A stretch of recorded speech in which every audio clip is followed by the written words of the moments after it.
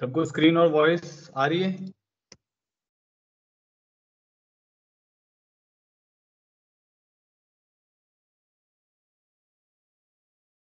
सबको स्क्रीन और voice clear है?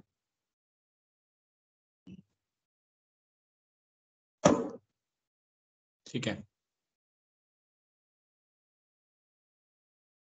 स्कूल बेटा अभी कुछ क्लियर नहीं है, कब ओपन अप होंगे, कुछ बच्चे क्वेश्चन पूछ रहे थे। तो ठीक है, अभी अपना अच्छा तो चल रहा है हमारा मैथ्स। तो मतलब मेरे को लग रहा है कि हम नवंबर एंड तक फिनिश कर देंगे 11th का मैथ्स।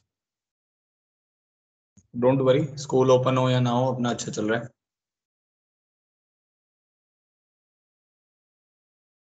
वो जैसे ओपन अप होंगे सबको पता चल ही जाएगा, न्यूज में भी आ ही जाएगा ना। Don't worry on this thing, आप अपनी पढ़ाई कंटिन्यू करें। ठीक है, चलो आगे बढ़ते हैं। तो कल हमने, अब आज थोड़ी सी ना मैं थ्योरी खींच दूंगा, तो सब लोग ध्यान से सुने। क्वेश्चंस थोड़े से कम करेंगे, थ्योरी ज्यादा करेंगे।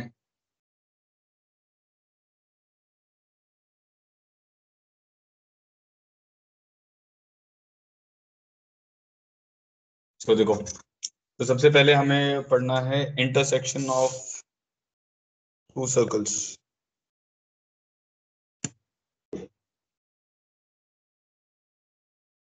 अच्छा, पहले पोल पोलर बता देता हूँ मैं आपको ना, इसके बाद ये स्टार्ट करते हैं।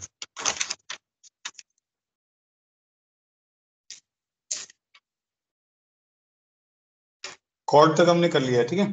कॉर्ड तक हमारा हो चुका है, डायरेक्टर सर्कल हो चुका है, टेंजेंट नॉर्मल ये सब हो चुका है। Now let's start with pole and polar.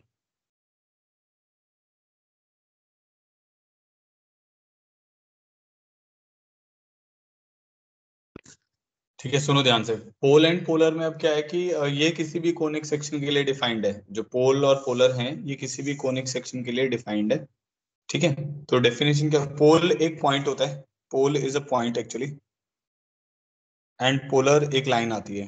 ठीक है, वो डिराइव करेंगे जब उसका लोकस, तो आपको समझ आ जाएगा कि वो एक लाइन आएगी। So pole is a point, polar is a line, ठीक है। सो अब क्या है इसकी डेफिनेशन। मान लो एक सर्कल है हमारे पास, तो उसे x square plus y square, simple सा सर्कल ले लेते हैं, minus A square equal to 0, कोई भी ले लो, कोई फर्क नहीं पड़ेगा।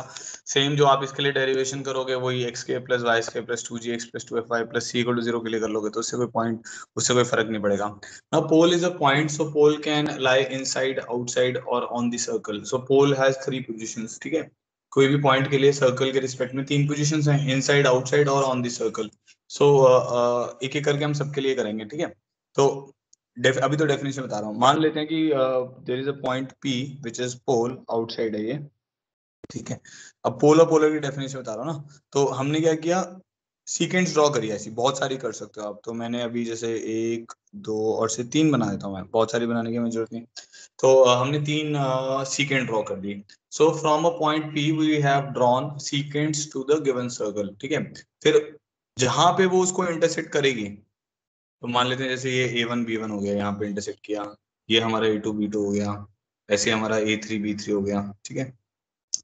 वहां पे आपने टेंजेंट्स ड्रॉ किए, जहां पे सीकेंड ने सर्कल को इंटरसेक्ट किया, वहां पे आपने टेंजेंट ड्रॉ कर दिए, ठीक है। ऐसे जैसे ये A3 B3 पे बना देता हूँ मैं, ठीक है, ये आ गया। ऐसे इधर भी बनाओगे तो वो कुछ ऐसा आ जाएगा, ठीक है। अब ये जो point, point of intersection of tangents at and points of secant, मतलब जो ये जो कॉर्ड के एंड पॉइंट हो गए बेसिकली, यहाँ पे जो आपने टेंजेंट्स बनाए उनके जो पॉइंट ऑफ इंटरसेक्शन का लोकस है उसको पोलर बोला जाता है। सो ये एक लाइन निकल कर आ जाएगा,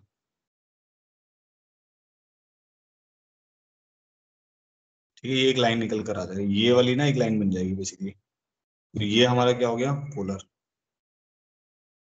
वो भी हम डिराइव कर देंगे कि लाइन, आप बोलोगे सर आपको कैसे पता लाइन निकलेगी, तो मैं तो ऑलरेडी डिराइव कर चुका हूँ, मुझे तो याद है। अब आपको मैं डिराइव करके दिखा दूंगा, अभी मैं आपको डायग्राम बस बना के बता रहा हूँ। तो ये एक पोलर बन जाएगा, समझ आ गया। तो पोल और पोलर जो है एक दूसरे के रिस्पेक्ट में डिफाइन किए जाते हैं। तो if some polar is existing, तो ऑब्वियसली उसके लिए एक पोल बैठा होगा। अगर एक पोल है तो उसके लिए पोलर भी बैठा होगा, ठीक है। ये बात समझ आई, पोल पोलर की डेफिनेशन समझ आई। दोबारा से बता रहा हूँ, सुनो ध्यान से। एक पॉइंट है विच इज पोल, उससे हमने सीक्वेंस ड्रॉ करी, जो किसी कर्व को दो पॉइंट पे कट कर रही है, वो कर्व सर्कल भी हो सकता है, पैराबोला, एलिप्स, हाइपरबोला, कुछ भी हो सकता है, ठीक है, और भी कोई कर्व भी हो सकता है। तो उसको दो पॉइंट पे कट कर रही है, उसके पॉइंट ऑफ इंटरसेक्शन पे जो भी मतलब आपके जो पॉइंट ऑफ इंटरसेक्शन आ रहे हैं कर्व के साथ, वहां पे आपने टेंजेंट ड्रॉ किया, फिर उन टेंजेंट्स के इंटरसेक्शन के लोकस को हम पोलर बोलते हैं।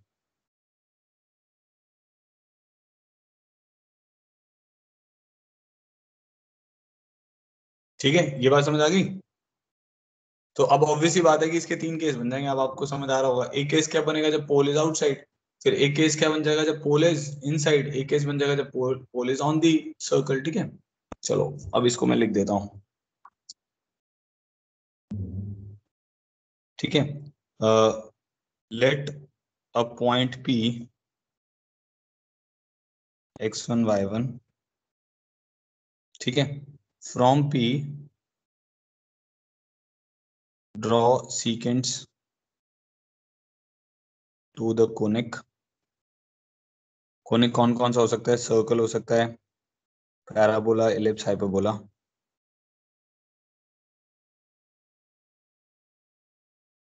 ठीक है।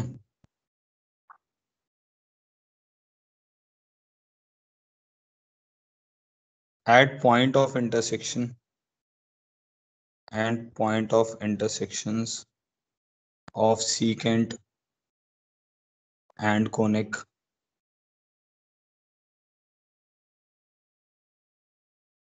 draw tangents intersecting at shape at point R, ठीक है। Then locus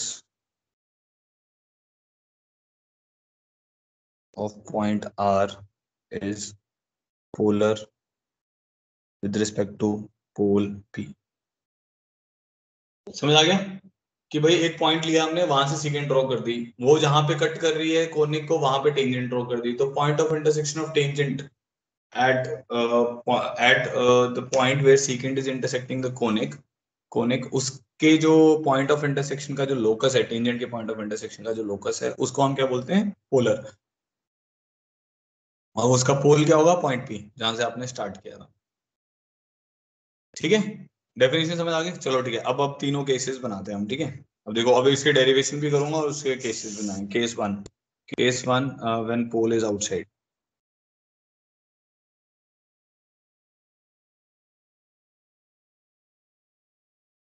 तो देखो, आपको जान के थोड़ी सी हैरानी होगी अभी थोड़ी देर में, किसकी क्वेश्चन क्या आती है पोलर की, ठीक है। देखना ध्यान से। तो मान लो वही दोबारा से वही सर्कल बना रहा हूँ, ये पॉइंट पी ले लिया मैंने, ठीक है, x1 y1। सर्कल की क्वेश्चन मैंने क्या ले ली, x² plus y square minus a square is equal to 0। तो दो ही ड्रॉ कर रहे हैं अभी, ठीक है, राइट नाउ a1 b1, ठीक है, और यहाँ पे एक से मान लेते हैं a2 b2। फिर क्या करना है, यहाँ पे टेंजेंट्स ड्रॉ करनी है, ये हमने टेंजेंट्स ड्रॉ कर दी, ठीक है, यहाँ पे टेंजेंट्स ड्रॉ कर दी,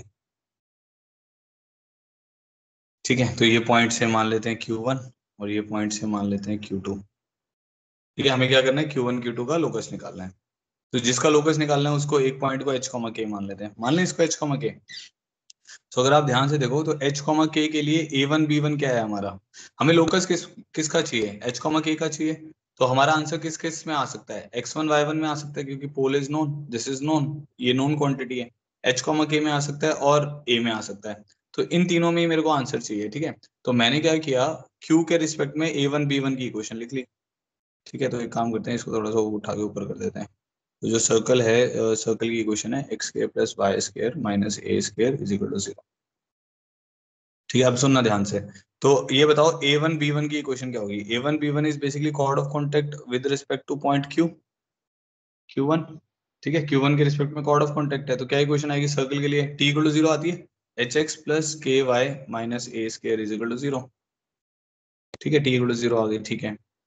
अ, अब ये जो a1 b1 की इक्वेशन है, ये p से पास कर रही है, x1 y1 से पास कर रही है, तो भाई x1 y1 से पास कर रही है, तो hx1 plus k y1 minus a square is equal to 0 आ गया जी। hx1 plus k y1 minus a square equal to 0, ये आ गया।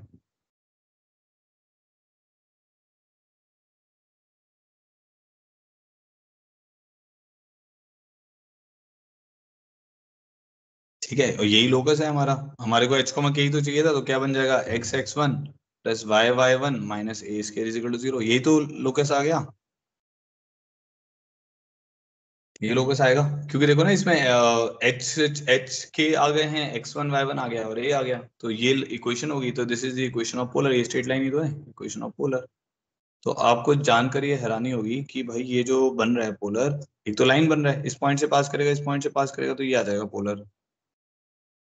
ठीक है, हमारा पोलर आ गया। दूसरी बात आपको जानकर ये हैरानी होगी कि ये जो पोलर है, ये तो भाई इस पॉइंट के रिस्पेक्ट में कॉर्ड ऑफ कॉन्टेक्ट है। देखो एक्स वन वाई वन के रिस्पेक्ट में टी इक्वल टू जीरो तो लिखा हुआ है इस सर्कल के लिए, तो एक्स वन वाई वन के रिस्पेक्ट में ये टी इक्वल टू जीरो लिखा हुआ है, तो अगर मैं यहाँ से इसको ज्वाइन करूंगा ना तो ये टेंजेंट बन जाएगा। ये बाद में पता चला, मैं पहले थोड़ी पता था, तो हमें बाद में पता चला भाई इसकी इक्वेशन तो टी इक्वल टू जीरो आ रही है, इट मींस ये जो पोलर होगा, polar will be chord of contact. So if pole P x one y one is outside, polar is t equal to zero. Polar की equation क्या आई हमारे पास, x x one plus y y one minus A square equal to zero. अगर general circle होता तो उसके लिए भी टी इक्वल टू जीरो आ जाती। This implies polar is COC, polar is COC with respect to point P, with respect to point pole P। भाई बताओ सबको समझ आएगी नहीं समझ आया, स्क्रीन लैग हो रही है क्या?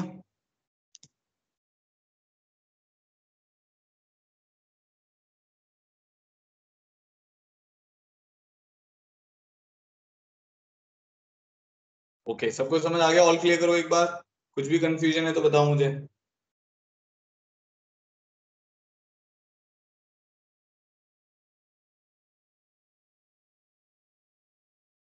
ठीक है, मैं दोबारा से शेयर कर रहा हूँ।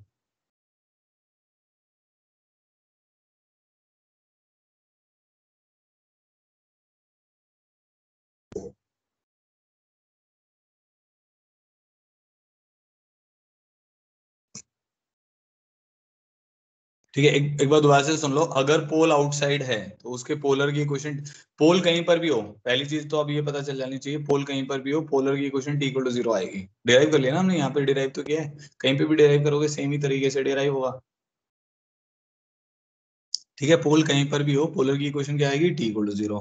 ठीक है, बट अगर पोल आउटसाइड है तो पोलर क्या बन जाएगा, सीओसी बन जाएगा उस पोल का, क्योंकि टी इक्वल टू जीरो उस पॉइंट के लिए क्या होगा, सीओसी तो होगा। In this case polar is COC. ठीक है, नेक्स्ट केस में आते हैं, पोल इज इनसाइड। अब हमारा जो सेकंड केस है वो है pole is inside, case to,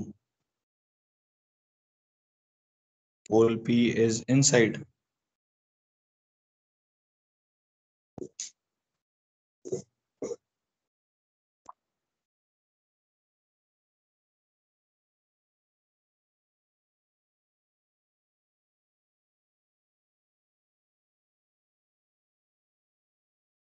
ठीक है, अब पोल पी इनसाइड है तो वही करते हैं कि हमने एक सर्कल ले लिया, ठीक है, और एक पॉइंट पोल इनसाइड ले लिया, तो यहां से अब क्या करना है, सीकेंट ड्रॉ करने हैं आपको।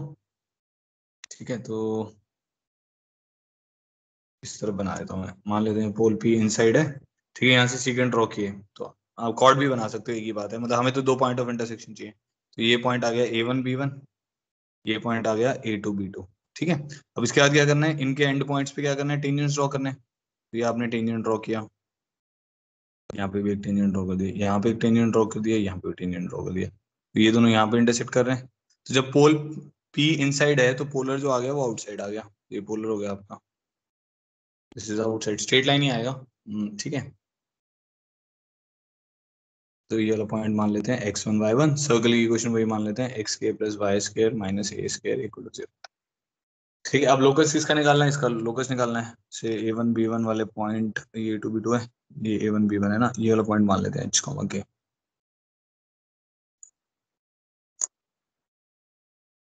ठीक है, तो ये क्यूब पॉइंट का लोकस निकालना है हमें, क्या करें, अब देखो दोबारा से सेम वही, एच कॉमा के को लेकर, एच कॉमा के का लोकस निकालना ना, एच कॉमा के को लेकर ए वन बी वन की इक्वेशन क्या आएगी, a one b one is C O C with respect to h comma k. देखो यहाँ से टेंजेंट ड्रॉ हो रहा है और A1 B1 उसका कॉर्ड ऑफ कॉन्टेक्ट है, तो A1 B1 की इक्वेशन क्या आएगी, t equal to 0 with respect to q, तो आ जाएगा hx plus ky minus A square equal to 0। अब ये जो ये A1 B1 जो है किससे पास कर रहा है, x1 y1 से, तो वही आ गया hx1 plus ky1 minus A square equal to 0। समझ गए? तो ये लोकस हो गया, एच के x1 y1 में आ ही गया, तो पोलर का लोकस क्या हो जाएगा, पोलर का लोकस हो जाएगा x1 plus y1 minus A square is equal to 0। But ये अभी पोलर आउटसाइड है, तो उस कर्व के लिए कुछ भी ऐसा डिफाइन नहीं हो रहा है, मतलब समझ गए ना? ठीक है, तो उस कर्व के लिए कुछ भी ऐसी कोई चीज नहीं बनेगी, तो बस हम ये बोल सकते हैं if pole P is inside the circle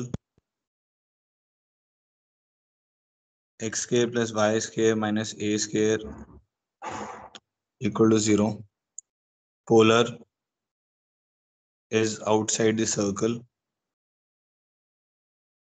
and has equation t equal to 0। ठीक है, आगे बात समझ में? कोई कंफ्यूजन है तो बताओ, डायग्राम में कोई कंफ्यूजन है, थ्योरी में कोई कंफ्यूजन है तो बताओ जल्दी से।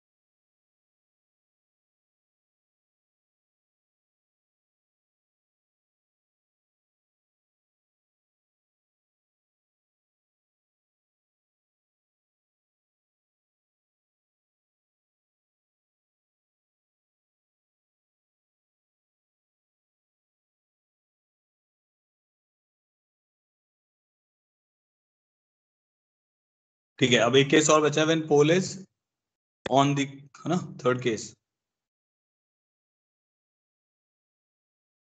When pole P is on the circle. ये आप खुद से बना के देखो एक बार क्या बनेगा इसमें, खुद से एक बार ट्राई करो सब लोग, इसको रफ पेज पे बनाओ खुद से और बताओ क्या बनेगा, चैट बॉक्स में लिखो।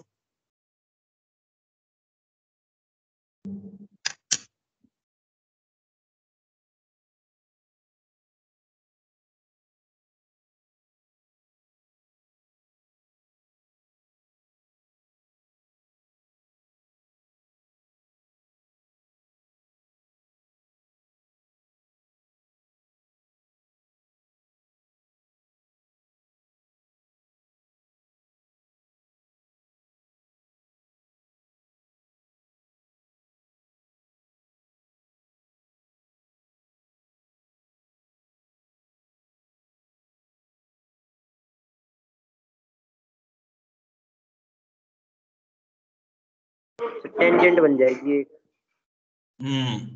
टेंजेंट बनेगा।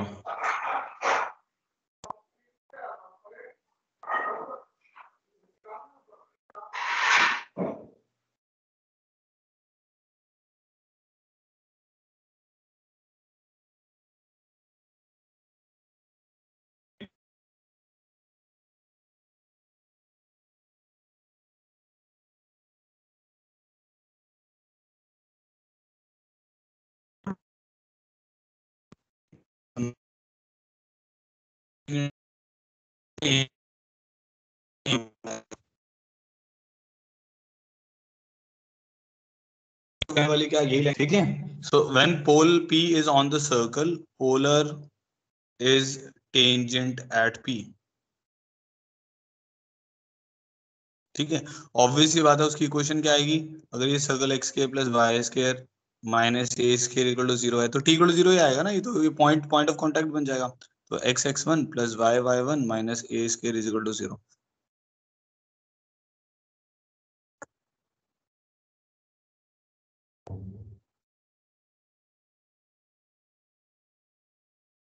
डोंट वरी बेटा, वो ठीक हो जाएगा, कभी कभी बीच में नेटवर्क इशू आ रहा है मेरे एंड से भी, ठीक है, मोबाइल से मैं इसको चला रहा हूँ ना। तो थोड़ा सा इशू रहेगा, बट ठीक है। अभी क्लियर है सबको? अब समझ तो आ गया ना, डायग्राम से समझ आ गया। तो अब आपको क्या समझ आ गया कि पॉइंट पी तीन जगह पर आ सकता है। अगर पॉइंट पी जो पोल है वो आउटसाइड है तो पोलर इनसाइड होगा और वो कॉर्ड ऑफ कॉन्टेक्ट होगा। व्हेन पॉइंट पी इनसाइड है पोलर आउटसाइड चला जाएगा। ठीक है, when point P is on the circle तो वो क्या बन जाएगा, वो एक टेंजेंट बन जाएगा। ठीक है, इतना क्लियर हो गया? तो देखो ना, अगर आप थोड़ा ध्यान से सोचो तो कुछ ऐसा हो रहा है। मान लो ये पोल है और ये पोलर है इसका। तो जब ये इसको पास लेकर आओगे इसके पास जाता रहेगा, मतलब पोलर और पोल एक दूसरे के पास आ रहे हैं। तो एक केस ऐसा आएगा जब ये यहाँ पर पहुंच जाएगा तो पोल और पोलर एकदम एक दूसरे पे ओवरलैप कर जाएंगे। फिर पोल इनसाइड जाएगा। ठीक है, अब जब पोल इनसाइड चला जाएगा उसका पोलर बाहर चला जाएगा। जैसे जैसे वो सेंटर पे जाएगा वो उसको दूर जाता रहेगा। समझ गए? कुछ ऐसा डायग्राम बनेगा। पोल आउटसाइड है पोलर इनसाइड है, फिर वो दोनों पास आते रहेंगे, जितना जितना आप उसको क्लोज लाते रहोगे पास आएंगे, फिर सर्कल पे एकदम कोइंसिडेंट से हो जाएंगे। फिर जैसे पोल इनसाइड आएगा पोलर बाहर चला जाएगा। ठीक है, तो आपको अभी ये सबको क्लियर हो गया कि पोल अगर x1 y1 है तो पोलर t इक्वल टू 0 होगा।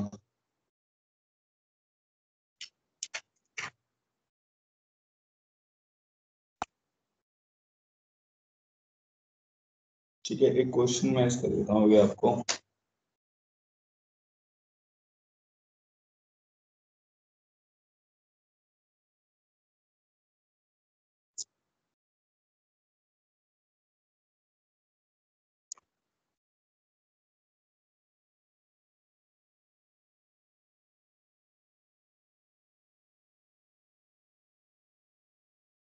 क्वेश्चन दे रहा हूँ, रुको। कितने क्वेश्चन हो गए थे कल हमारे?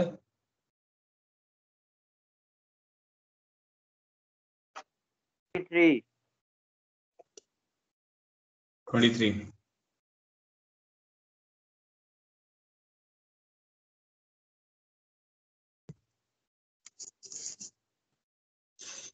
The pole of a straight line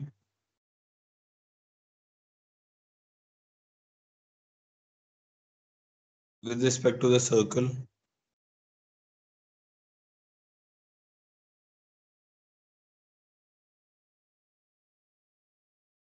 xk plus y square is equal to a square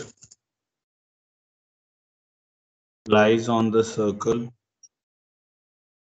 xk plus y square is equal to 9a square. The straight line touches the circle xk plus y square is equal to r square. Find r in terms of a. करो भाई, try करो इस question को, हो जाना चाहिए आप लोगों से। जिसको भी पोल पोलर समझ आ गया उससे हो जाएगा।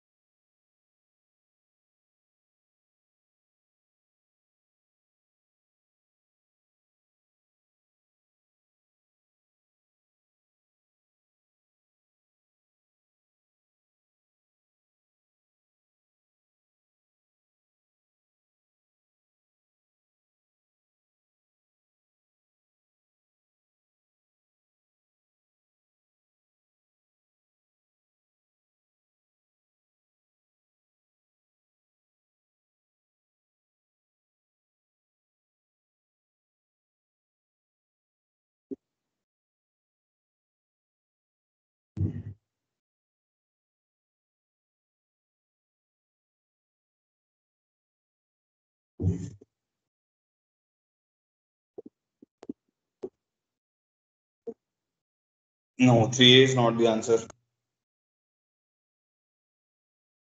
a/3 is the answer. हाँ.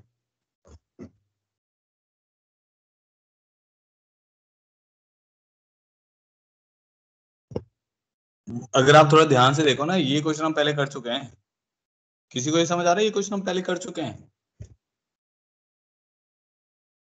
बताओ कौन से क्वेश्चन से रिलेटेड है ये?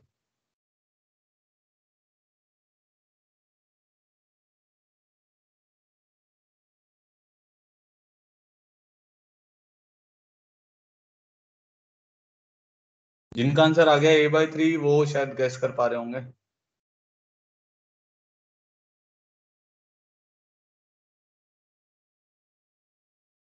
हम्म. हाँ एकदम सही. देखो क्या है कि एक सर्कल है xk plus y square is equal to 9a square, मतलब इसका रेडियस कितना है 3a है. ठीक है, इसका रेडियस हमारे पास 3a है. अब एक सर्कल है xk plus y square is equal to a square, तो इसका रेडियस a है.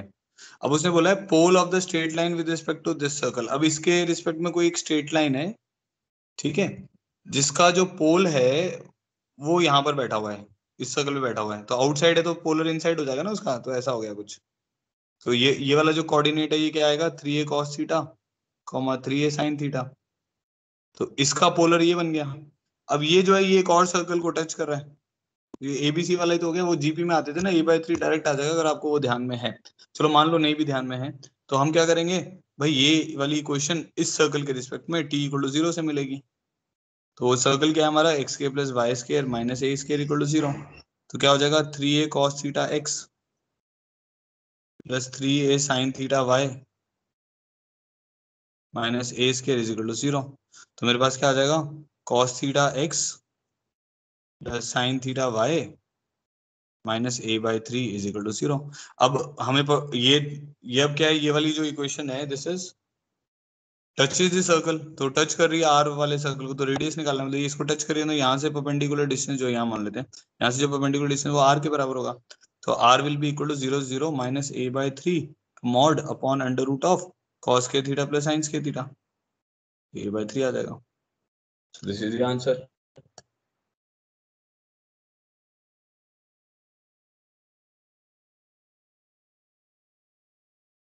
ओके चलो, बाकी लोगों को क्लियर हो गया, सबको ये क्लियर हो गया?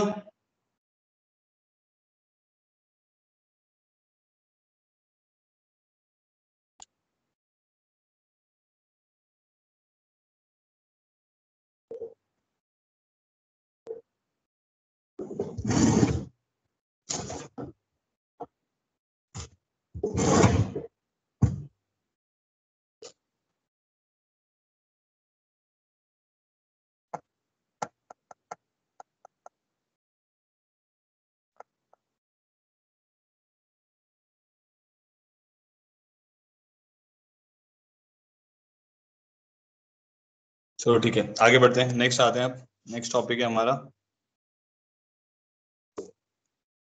Different cases of intersection of to circles. Different cases of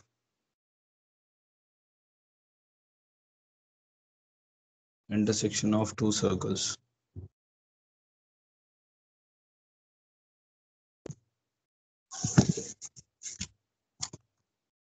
ठीक है, तो दो सर्कल इंटरसेक्ट कर रहे हैं, उनके डिफरेंट केसेस हमें देखने हैं.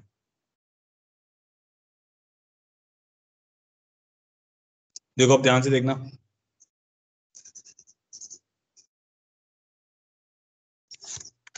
अच्छा, इससे पहले क्योंकि इसमें हम डीसीटी आईसीटी भी निकालेंगे, तो इससे पहले ना मैं आपको बता देता हूँ डायरेक्ट कॉमन टेंजेंट और इनडायरेक्ट कॉमन टेंजेंट क्या होते हैं. पहले ये दो डेफिनेशन बता रहा हूँ, वो सुनो. डायरेक्ट कॉमन टेंजेंट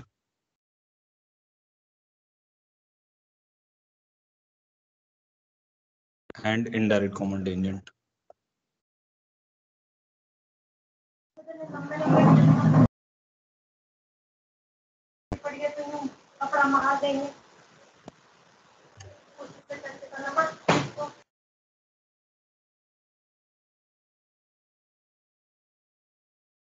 ठीक है. अच्छा, अब डायरेक्ट कॉमन टेंजेंट की क्या डेफिनेशन है, इसको शॉर्टकट में डीसीटी बोला जाता है, इसको आईसीटी बोला जाता है. ठीक है, सो डायरेक्ट कॉमन टेंजेंट की क्या डेफिनेशन है, हमारे को 2 सर्कल चाहिए, ठीक है, तभी हम उसकी कॉमन टेंजेंट बना पाएंगे। एक सर्कल के लिए तो टेंजेंट ही बनेगी ना, कॉमन टेंजेंट नहीं होगी। कॉमन टेंजेंट कहने मतलब ऐसी tangent which is common to both the circles, ठीक है। तो जैसे मान लो एक सर्कल मैंने ये वाला बनाया, ठीक है, और एक ये छोटा सा सर्कल बना दिया। अब डायरेक्ट कॉमन टेंजेंट किसको बोलते हैं? ऐसी टेंजेंट, कॉमन टेंजेंट जिसके लिए दोनों सर्कल जो है वो सेम साइड पर आ रहे हो। जैसे मान लो मेरे पास ये टेंजेंट है, अब इस टेंजेंट के लिए दोनों सर्कल क्या आ रहे हैं? इसकी सेम साइड पर आ रहे हैं, ठीक है। तो ये डायरेक्ट कॉमन टेंजेंट हो गई, ये DCT1 हो गई। ये वाली टेंजेंट हो गई, इसके लिए भी दोनों सर्कल क्या आ रहे हैं? सेम साइड पर आ रहे हैं, ठीक है। सो कॉमन टेंजेंट होगी ना, ऐसी टेंजेंट है जो कि दोनों के लिए कॉमन है और दोनों सर्कल उसके क्या आ रहे हैं? सेम साइड पर आ रहे हैं। तो ऐसी टेंजेंट को हम क्या बोलते हैं? Direct common tangent. So the common tangent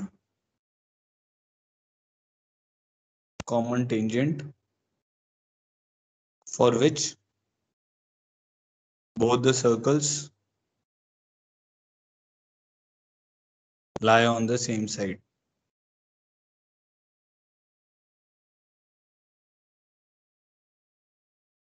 The common tangent for which both the circle lie on the same side of the line. The common tangent for which both the circle lie on the same side of the line. ठीक है, उसको क्या बोलेंगे? DCT। अच्छा, अब next आते हैं indirect common tangent पे।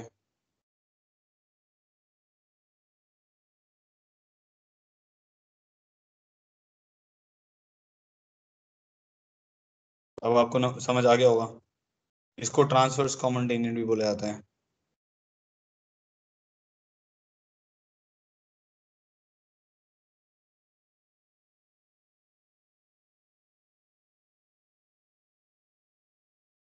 ठीक है, अब इसमें क्या है, जैसे एक सर्कल ये है और एक सर्कल ये है। अब यहाँ पर टेंजेंट कैसी बनेगी? ऐसी टेंजेंट बनेगी जिसके लिए दोनों सर्कल ऑपोजिट साइड पर होंगे। तो जैसे ऐसी टेंजेंट आई एक,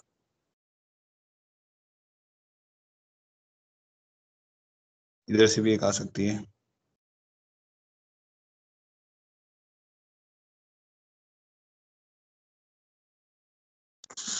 ठीक है। तो ये हमारी होगी ICT1 और ये हो गया ICT2, ठीक है। तो इसकी क्या डेफिनेशन हो गई? कॉमन टेंजेंट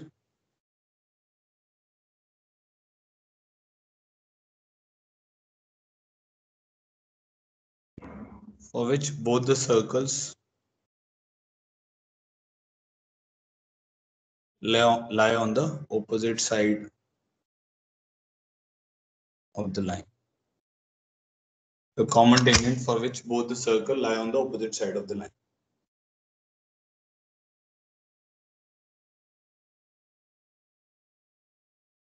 तो अभी यहां तक क्लियर हो गया? DCT और ICT क्या है?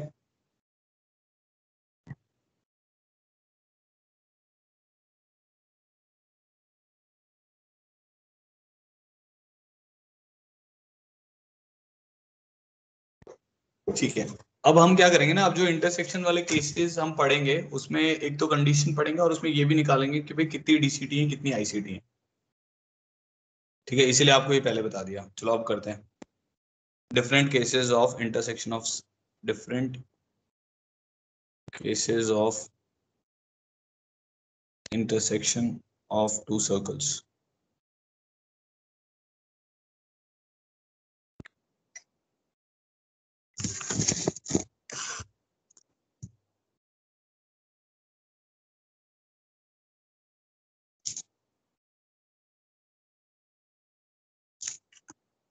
चलो देखो, पहला केस क्या है हमारे पास कि दो सर्कल जो हैं उनके बीच में कुछ गैप है, मतलब दे आर नॉट इंटरसेक्टिंग। तो इसको हम बोल देते हैं C1 C2। थोड़ा सा बड़ा बना देते हैं डायग्राम,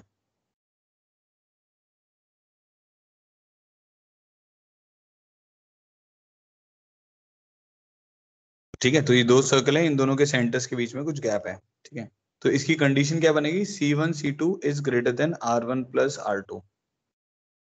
ठीक है, देखो आपको सर्कल की इक्वेशन दी जाएगी, डायग्राम बना के वो नहीं देगा, तो आपको कंडीशन चेक करनी पड़ेगी कि भाई डायग्राम कैसा बन रहा है, ऐसा बन रहा है या टच कर रहे हैं या इंटरसेक्ट कर रहे हैं, वो आपको चेक करना पड़ेगा। तो वो कैसे चेक होगा, जैसे अगर आप ध्यान से देखो, ये वाला डिस्टेंस हमारा R1 है, ये वाला डिस्टेंस हमारा R2 है, तो C1 C2 का जो डिस्टेंस है वो R1 प्लस R2 से बड़ा है, तो इस टाइप का डायग्राम बनेगा। तो ये कंडीशन आपको चेक करनी पड़ेगी, ठीक है। अब इसमें फिर हमें ये पता होना चाहिए कि भाई कितनी डीसीटी बनेंगी, कितनी आईसीटी बनेंगी। तो दो डीसीटी बनेंगी, अभी भी जैसे बता भी रहा था मैं आपको ये डायग्राम से, तो यहाँ पर एक डीसीटी ऐसे आएगी और ये एक डीसीटी यहाँ पर आएगी ऐसे, और ये दोनों इंटरसेक्ट जहां पर करेंगी वो ये लाइन का एक्सटेंशन होता है। तो बेसिकली ये पॉइंट पी पे इंटरसेक्ट करेंगे which lies on C1 C2 produced. समझिए, C1 C2 को जब प्रोड्यूस करोगे तो आगे जाके इंटरसेक्ट करेगा, ये भी प्रूव किया जा सकता है। ठीक है, ऐसे सिमिलरली अब दो डीसीटी होगी, तो डीसीटी कितनी आएंगी इस केस में, 2 आएंगी। आईसीटी कितनी आएंगी, आईसीटी मतलब इनडायरेक्ट कॉमन टेंजेंट, तो आपको समझ आ ही रहा है कि, तो एक तो जैसे ये वाली लाइन बनेगी जो कि इसके टेंजेंट होगी, यहाँ पे बना लेते हैं।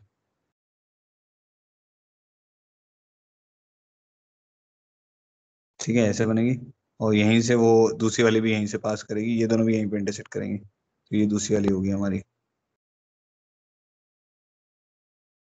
ठीक है, तो ये पॉइंट क्यू मान लेते हैं। समझ गए सब लोग, ये 4 पॉइंट ऑफ कांटेक्ट आ रहे हैं। तो आईसीटी कितनी बन जाएंगी, 2 आईसीटी बन जाएंगी। तो इसको हम लिख लेते हैं, ये डीसीटी 1 होगी हमारी, ये डीसीटी 2 होगी। ठीक है, similarly this line is ICT 1 और ये लाइन आईसीटी 2। सबको ये डायग्राम क्लियर हो गया, कंडीशन क्लियर हो गई।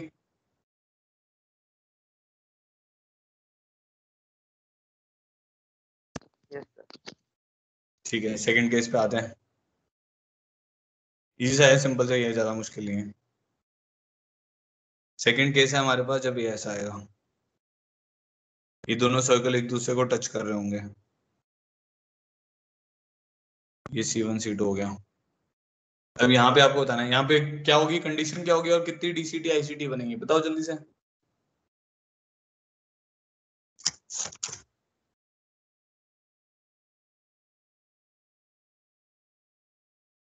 तो डीसीटी तो 2 बन जाएंगी।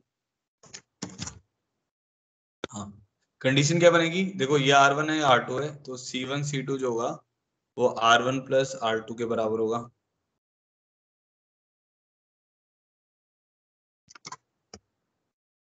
C1 प्लस C2 नहीं है बेटा, C1 C2 डिस्टेंस है ना। तो C1 C2 is distance, C1 plus C2 नहीं है। C1 C2 तो जैसे ए बी एक लाइन सेगमेंट होता है वैसा है। तो इस केस में C1 C2 किसके बराबर आएगा, R1 प्लस R2 के बराबर आएगा। अब देखते हैं डीसीटी। डीसीटी तो आपको समझ आ रहा है कि इधर से एक टेंजेंट ऐसे पॉसिबल है और इधर से भी एक टेंजेंट पॉसिबल है। ठीक है, तो ये इसके एक्सटेंशन में जाके मीट करेगा, तो पॉइंट पी पे मीट करेगा। बट आईसीटी इसमें बस ये वाली बन पाएगी, ये वाली एक इनडायरेक्ट कॉमन टेंजेंट बन पाएगी ना। और इसकी जो इक्वेशन आती है वो S1 minus S2 equal to 0 आती है। ठीक है, तो क्या बनेगा, डीसीटी कितनी बन जाएंगी हमारे पास, 2 बनेंगी, और आईसीटी हमारे पास 1 बनेगी। ठीक है, क्लियर है सबको। थर्ड केस देखो, थर्ड केस हमारे पास क्या होगा, दो सर्कल जो हैं वो ऐसे इंटरसेक्ट करेंगे। ठीक है, एक केस और बनाता हूँ ताकि आपको ना वो समझ आए, जैसे फोर्थ वाला केस बना रहा हूँ इसी के साथ। उसमें क्या होता है, वो सर्कल एकदम उसके इनसाइड आ जाता है।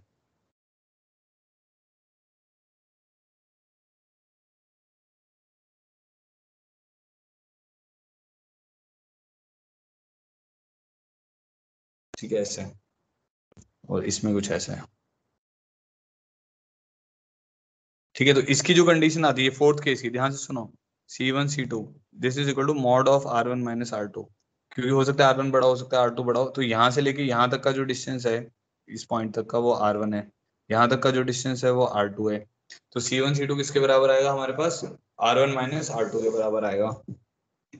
ठीक है, यहाँ पे ये क्या है, C1 C2 जो है, यहाँ पर अब क्या है कि ना तो वो ये यहाँ पे जो कंडीशन आएगी C1 C2 की, वो R1 प्लस R2 से तो कम होगा, क्योंकि R1 प्लस R2 के बराबर होता तो ये केस हो जाता, और वो R1 माइनस R2 से बड़ा होगा। तो C1 C2 जो है इन दोनों के बीच में आएगा। समझ गए ना, ये वाला जो थर्ड केस है वो सेकंड और फोर्थ के बीच वाला केस है। ठीक है, समझ आ गया। तो इसमें क्या बनेगा, अगर आप डीसीटी देखोगे तो दो डीसीटी आएंगी और आईसीटी 0 आएगी। तो इस केस में हमारे पास डीसीटी कितनी आएंगी, 2 आएंगी, और आईसीटी 0 आएगी।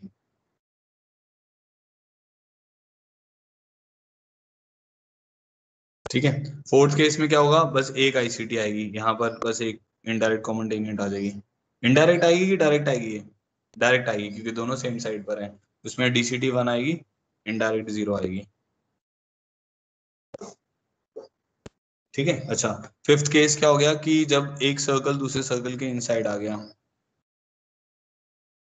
एक सर्कल ये हो गया और एक सर्कल ये हो गया। ठीक है, तो इस केस में क्या आएगा, C1 C2 जो है वो less than mod of R1 minus R2 हो गया ना। समझ गया ना, ये R1 है ये R2 है, तो C1 C2 का डिस्टेंस R1 माइनस R2 से क्या हो गया, कम हो गया। क्योंकि आप ऐसे भी सोच सकते हो यहाँ पर तो R1 माइनस R2 के बराबर है, अगर उससे कम करोगे तो वो और क्लोज आ जाएंगे। इसमें no common tangent, no common tangent बनेगी नहीं ना कॉमन टेंजेंट, क्योंकि एक ही टेंजेंट जो है वो दूसरे के बाहर है हमेशा। कैसे समझ आ गया सब लोगों को?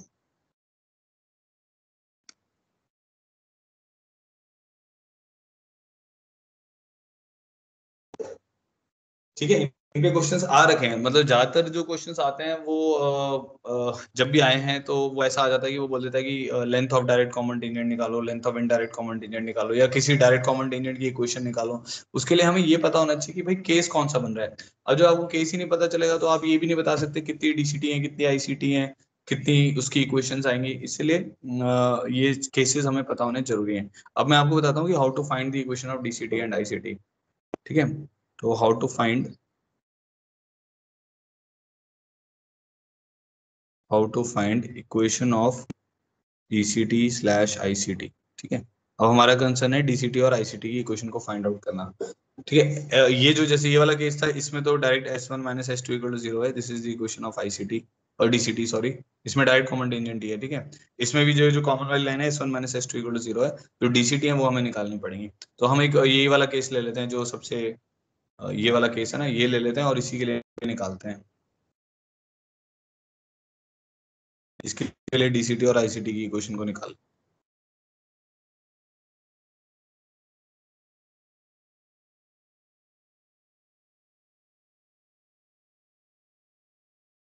ठीक है, चलो अब देखो।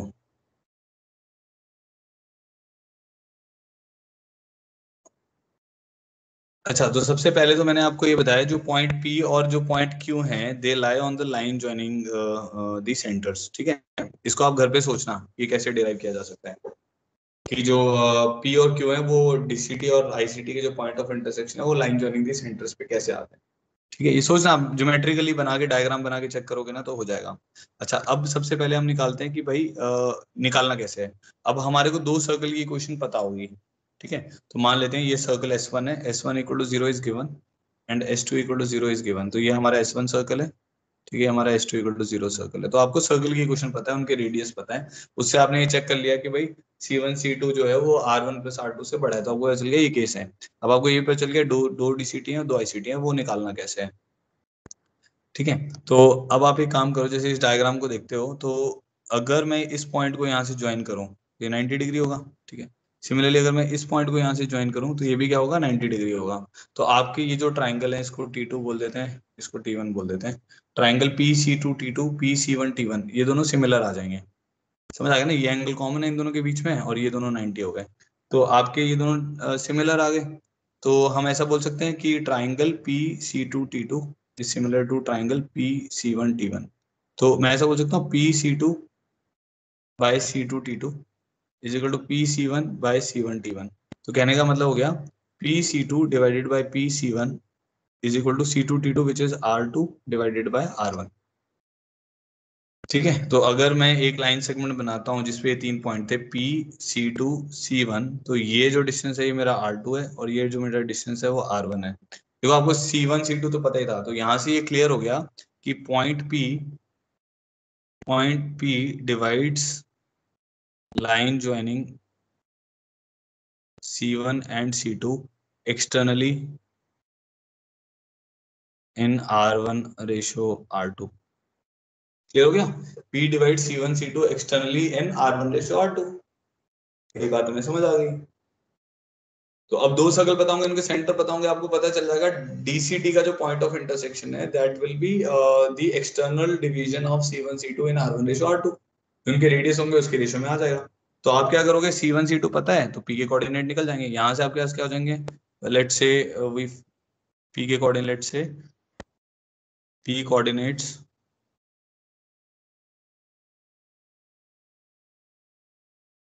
जैसे बस डायरेक्ट लिख देते हैं, लेट्स से p के जो कोऑर्डिनेट है वो हमने फाइंड आउट कर लिया अल्फा बीटा, ठीक है, ये हमने फाइंड आउट कर लिया। सर्कल्स की इक्वेशन हमें पता थी, अब हमने ये फाइंड आउट कर लिया कि p के जो कोऑर्डिनेट है वो अल्फा बीटा है, तो हम क्या करेंगे, equation of tangent through p लिख लेंगे। Equation of tangent through p alpha beta is y minus beta is equal to m into x minus alpha. ये लिख लिया मैंने। अब मैं क्या करूंगा, ये टेंजेंट आ गई, अब किसी भी सर्कल से कंडीशन ऑफ टेंजेंसी लगा दो। Now condition of tangency from से C1 और C2 किसी से भी लगा दो। क्या करोगे आप, C1 का जो सेंटर है वहां से परपेंडिकुलर डिस्टेंस, तो minus G1 comma minus F1 से परपेंडिकुलर डिस्टेंस, इसको वो मान लेते हैं ना, L मान लेते हैं, ठीक है। Perpendicular distance on L this should be equal to R1, ठीक है। यहाँ से क्या होगा, m की दो वैल्यू आ जाएंगी क्योंकि दो है ना, ऐसी दो टेंजेंट पॉसिबल है, इस पॉइंट से दो है तो दो आएंगी, ठीक है। तो वहां से क्या होगा, हमारे पास m1 m2 की वैल्यू आ जाएगी और हमारे पास टेंजेंट की इक्वेशन आ जाएगी। बात समझ आई मैंने क्या बताया? देखो करना क्या है आपको, अब आपको dct1 और dct2 जब निकालनी है तो आप क्या करेंगे, p के पॉइंट आपने निकाल लिया, p का पॉइंट कैसे निकलेगा, c1 c2 को ये एक्सटर्नली बाइसेक्ट कर रहा होगा, किस रेशियो में, r1 रेशियो r2 में बाइसेक्ट कर रहा होगा, ठीक है। तो P का पॉइंट जो है वो C1 C2 को एक्सटर्नली बाइसेक्ट कर रहा है R1 रेशो R2 में, ठीक है जी, बात बन गई। फिर P के कोऑर्डिनेट आ गए, फिर P के कोऑर्डिनेट जब आ गए तो स्लोप मान के आप क्या करेंगे, टेंजेंट की इक्वेशन लिख देंगे, फिर कंडीशन ऑफ टेंजेंट से लगा दोगे, C1 से लगा दो C2 से लगा दो, दोनों की तो टेंजेंट है। जब आपने P निकाल लिया तो वहां से जो भी टेंजेंट निकलेगी दोनों की DCT तो होगी, ऑटोमेटिकली होगी। एक की टेंजेंट करोगे दूसरी की टेंजेंट हो ही जाएगी ना, क्योंकि सेक्शन फॉर्मूला लगा दिया ना आपने, तो सेक्शन फॉर्मूले से तो ये पता चल ही रहा है ना, PC2 T2 PC1 T1 जो होंगे वो सिमिलर ट्रायंगल होंगे, मतलब T1 T2 P भी कोलिनियर होंगे, PC1 C2 भी कोलिनियर होंगे। यहां से भी हम ये बोल सकते हैं C1 C2 P कोलिनियर होंगे क्योंकि सेक्शन फॉर्मूले की रेशियो बन रही है, ठीक है। चलो जी, ये बात क्लियर हो गई। अब ऐसे Q के लिए देखते हैं। अब अगर आप Q वाला डायग्राम देखोगे, जो Q वाला डायग्राम है, ये दो ट्रायंगल बन रहे हैं इसमें, इधर से इसको ज्वाइन करो, ठीक है। C2 इसको मान लेते हैं से, यहाँ से इसको ज्वाइन करो, ठीक है। तो ये वाला जो डायग्राम बन रहा है इसको मान लो से Z2 और इसको मान लो Z1, तो C1 Z1 Q C2 Z2 Q, ठीक है। इसको मैं यहाँ बनाता हूँ,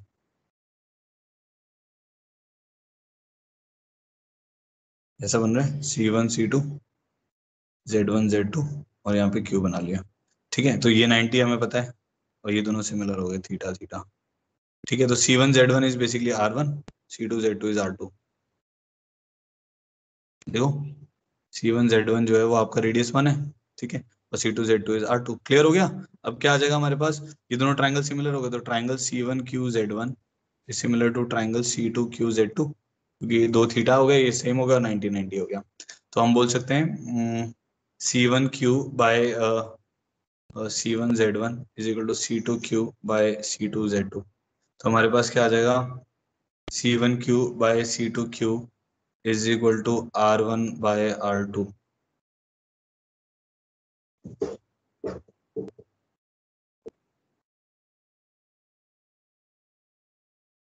C1 Q by C2 Q is R1 by R2,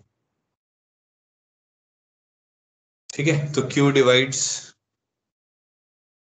C1 C2, ये आ गया ना, ये अब ये रेशियो आपकी R1 आ गई और ये रेशियो आपकी R2 आ गई, तो Q divide C1 C2 internally इन R1 रेशियो R2, तो Q के कोऑर्डिनेट्स आ जाएंगे हमारे पास। अब इससे क्या होगा, वही लेट्स से Q के कोऑर्डिनेट आ गए गामा डेल्टा, Q के कोऑर्डिनेट आ जाएंगे C1 C2 के पता है, R1 रेशियो R2, इंटरनली इसको बाइसेक्ट करेंगे, ठीक है। तो अब क्या करेंगे, गामा डेल्टा आ गया तो y minus delta is equal to m into x minus gamma करेंगे, फिर परपेंडिकुलर डिस्टेंस इस लाइन के ऊपर from C1 to this line is R1 करके m की दो वैल्यूज आ जाएंगी M1 M2, तो हमारे पास we will find equation of ICT, हाँ विधि एकदम सही बता रही है कि ये जो पॉइंट Q है ये इसको R1 ratio R2 internally bisect कर रहा है, P जो है वो इसको R1 ratio R2 externally bisect कर रहा है। इसका मतलब P and Q are harmonic conjugate with respect to each other. ठीक है, तो P and Q C1 C2 के रिस्पेक्ट में हार्मोनिक कॉन्जुगेट होंगे। एकदम सही। अब बताओ भाई, सबको समझ आ गया किस तरीके से इसकी डीसीटी और आईसीटी की क्वेश्चंस निकालनी है? किसी को कुछ भी कंफ्यूजन है तो बताओ, मैं रिपीट कर दूंगा। सबको क्लियर है?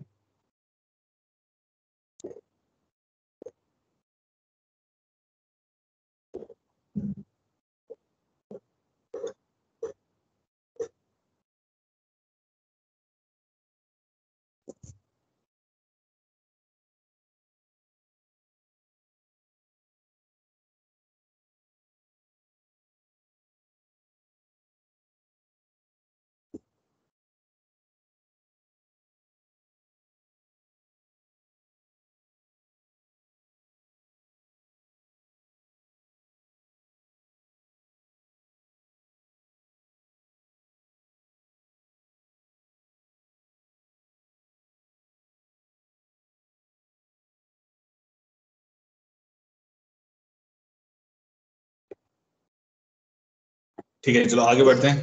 नेक्स्ट है हमारे पास अब ये तो हो गया डीसीटी और आईसीटी की इक्वेशन कैसे निकालनी है। Next is length of DCT and length of ICT.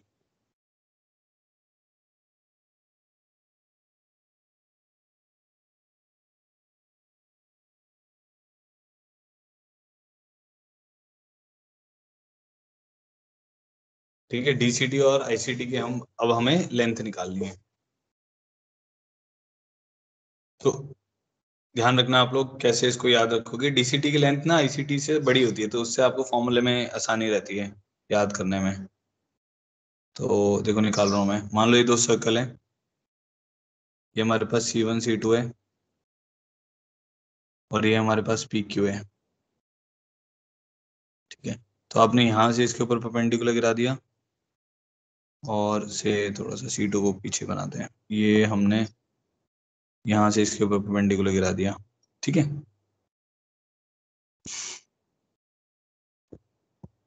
और फिर अब मैं क्या कर रहा हूँ, मेरे को ये PQ की लेंथ निकालनी है। PQ इज बेसिकली डीसीटी, तो मेरा कंसर्न है PQ की लेंथ को निकालना। तो ये R1 है और ये मेरे पास R2 है।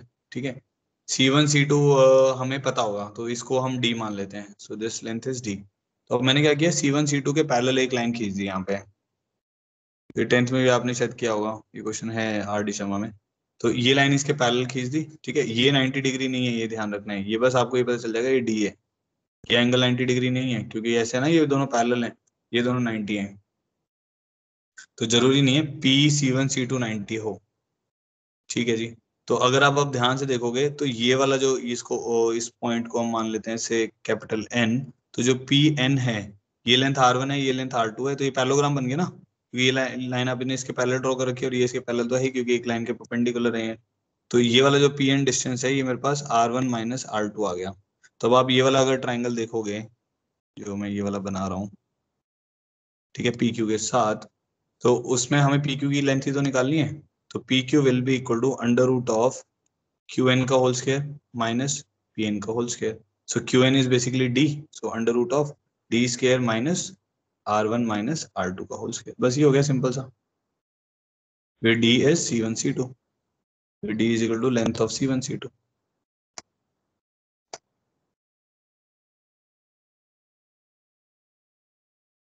ठीक है, ये क्वेश्चन क्लियर हो गया। चलो अब आते हैं आईसीटी के लेंथ पे। अब आईसीटी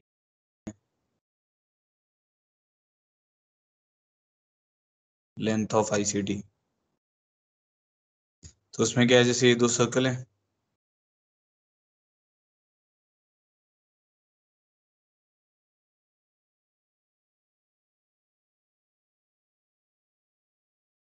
ठीक है। तो अब हमारे को आईसीटी की लेंथ निकालनी है, तो मान लेते हैं ये हमारी ये इनडायरेक्ट कॉमन टेंजेंट हो गई PQ। यहाँ से आप इसके ऊपर परपेंडिकुलर गिर दो, यहाँ से इसके ऊपर परपेंडिकुलर गिर दो। ठीक है, अब एक काम करते हैं, एक लाइन इसके पैरेलल ड्रॉ कर लेते हैं। ठीक है, यहाँ से हमने एक परपेंडिकुलर पैरेलल ड्रॉ कर लिया, दिस इज पैरेलल टू। ठीक है, यहाँ इसको एक्सटेंड करेंगे तो 90 आ जाएगा, ये पॉइंट N मान लेते हैं। ठीक है, तो basically C1N is same as PQ, है ना। तो C1N जो है वो सेम एज PQ है। तो C1 C2 तो मेरे को पता है ये D के बराबर है, ठीक है। अब ये बताओ ये वाला डिस्टेंस R2 है C2Q और ये वाला डिस्टेंस PC1 या R1 के बराबर है। तो मेरे को निकालना है C1n, तो C1n जो होगा this will be equal to under root of C1 C2 का whole square minus R1 plus R2 का होल स्क्वायर। इजी हो गया। तो under root of D square minus R1 plus R2 का होल स्क्वायर। तो basically कुछ नहीं है, वो ऐसा ही है कि वहां पे जो D था वो वहां पे D square minus R1 minus R2 का होल स्क्वायर था, यहाँ पे D square minus R1 plus R2 का होल स्क्वायर।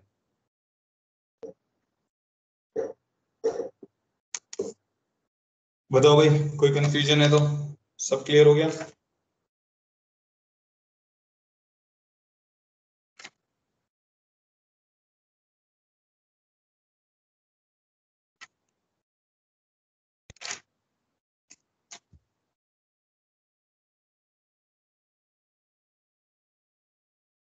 ठीक है, चलो आज के लिए इतना ही कर रहे हैं क्योंकि अभी नया टॉपिक स्टार्ट करना है, इट विल टेक टाइम। सो आप लोग क्या करें, अब पैकेज करना स्टार्ट करते हैं। हमारे दो टॉपिक बचे हैं इसमें, मैं बताता हूँ। एक एंगल ऑफ इंटरसेक्शन बचा हुआ है और एक फैमिली ऑफ सर्कल्स बचा हुआ है। दो टॉपिक है और हमें प्रॉब्लम्स करने हैं। So this chapter will be complete, मतलब मोस्ट प्रॉब्ली ट्यूसडे वेडनेसडे तक हो जाएगा।